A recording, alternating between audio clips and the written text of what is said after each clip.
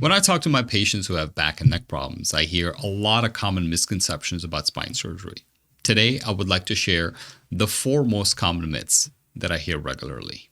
Perhaps the most common myth is that spine surgery can cure back pain. I hear this a lot. But you may be surprised to hear that spine surgeons are actually quite reluctant when it comes to operating on patients who have back pain only. Research has shown that patients who only have back pain and who undergo spine surgery, their chances of getting better are approximately 50%. It's like flipping a coin. For this reason, spine surgeons are very cautious when it comes to offering spine surgery to patients who have back pain only. In fact, the most successful surgical results are achieved in patients who are experiencing radiating pain, meaning pain shooting down the arm or the leg.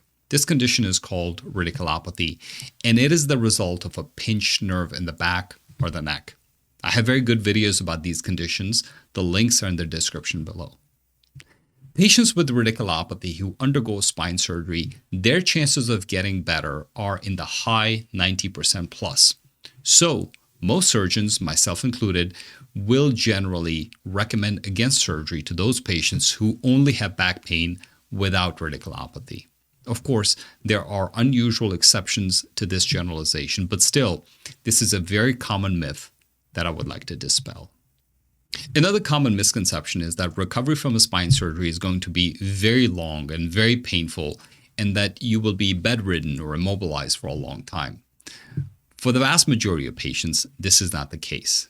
Of course, immediately after the surgery, patients are expected to have post-surgical pain and stiffness, for which they will need pain medications for a few days or weeks, depending on the type of surgery.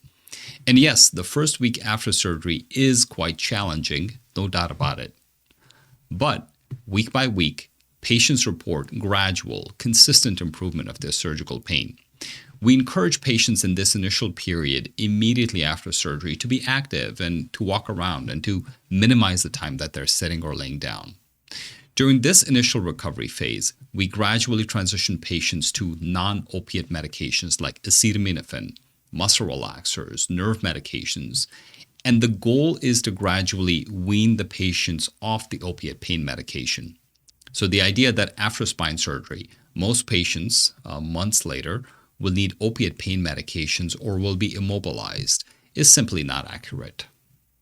Patients are often concerned about the possibility that after recovering from surgery, their back or neck is going to be permanently stiff and that they're going to lose a lot of range of motion. The fact is that most patients, once they recover from spine surgery, will be able to perform the majority of everyday activities like driving a car, household chores, working in the backyard, going to the gym, swimming, riding a bicycle, and so on. Some patients can even return to playing golf. So the misconception that after spine surgery, your back or neck is going to lose a lot of range of motion is simply not true for the vast majority of patients. Most patients will actually achieve a higher level of function and performance after surgery compared to before, because the underlying spine problem has been surgically addressed successfully. When I talk to my patients who may benefit from spine surgery, a lot of them experience anxiety about the possibility that if they have surgery now, they are going to need another surgery in the future.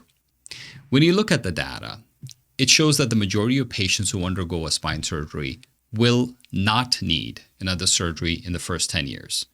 Of course, a small percentage will, but the majority will not. So let's think about this logically. If you're dealing with a significant spine problem and you have tried all kinds of non-surgical treatments without success, what is your next step? Are you going to just live with it? Well, that is one option, of course, and if you want to do that, that's okay. But for how long? How will you be able to move on with your life, go back to work, do your everyday activities, and have a good quality of life? If you put off having surgery because of the fear that you may need another surgery in the future, well, you can't really move on with your life as things stand right now. So you're kind of stuck. That is something to think about. If you need a spine surgery and you are concerned about the future implications of surgery, you need to have a detailed discussion with your surgeon And if after this discussion you're not convinced, then of course you should hold off on having surgery. But if after this discussion your questions and concerns are addressed to your satisfaction, then it would be reasonable moving forward with surgical treatment. I have a great video about the questions you should ask your surgeon when you're discussing surgery as an option.